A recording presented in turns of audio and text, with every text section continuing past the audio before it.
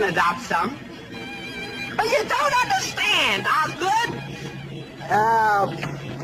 I'm a man. Well, nobody's perfect. What?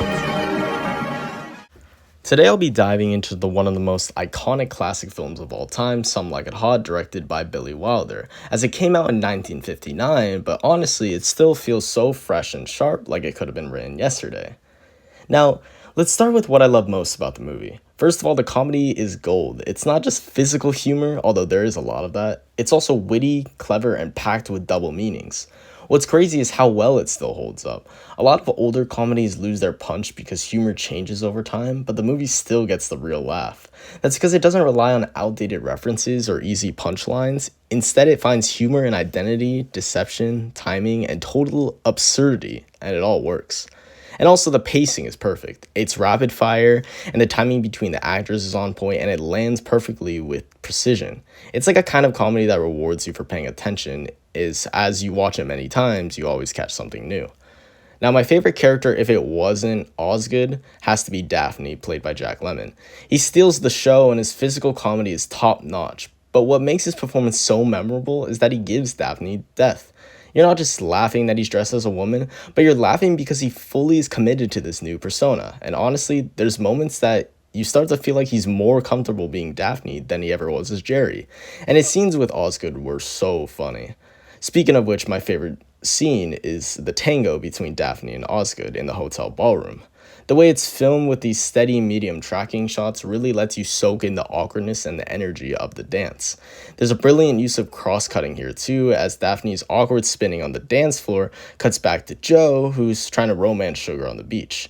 The editing between the two parallel scenes builds comedic tension, and you're flipping between two ridiculous deceptions. Now, finally, there's that perfect line that says nobody's perfect. And it's so simple, but it's one of the most legendary lines of all time.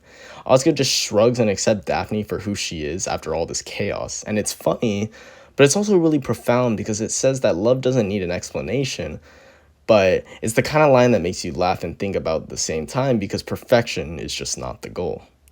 Now, if I had to critique anything about the movie, I would say the pacing in the second act slows down just a little bit. Once they're in the hotel, some of the scenes feel a little bit stretched, and I feel like a tighter edit in a few spots or a bit more visual variation maybe could have helped keep the momentum going. But honestly, that's just a minor flaw, and that's the only thing I can think of within the movie, because overall, it was great. Now, I like this more than other classic films we've watched because it just dares to be different. I feel like a lot of older films feel more polished and predictable, but they follow the rules and they play it safe. And this film just doesn't. It plays with gender identity, breaks the social norms, and gets away with things that are unheard of in 1959, but still works during this time and back then.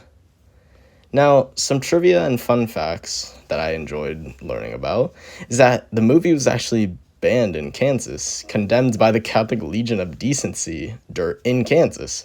It's controversial at the time, but instead of damaging its reputation, that controversy helped turn it into a cultural phenomenon. Now, another wild one is that Marilyn Monroe actually really struggled with her lines during the filming. When she said the word, "It's me, Sugar," she reportedly needed over 40 takes to do this. She needed cue cards in drawers and closets and even taped it to the co-star's back. But despite all of that, her charisma shines through. So overall, here's why I think Some Like It Hot is truly great. It's not just a comedy. It's smart, subversive, and it's a stylish film that breaks through boundaries without ever losing its charm. It invites you to laugh at the absurdities of life, but also to think about what identity really means. It reminds us that love isn't about fitting into neat little boxes, and that sometimes the best moments come when we throw the rules out the window.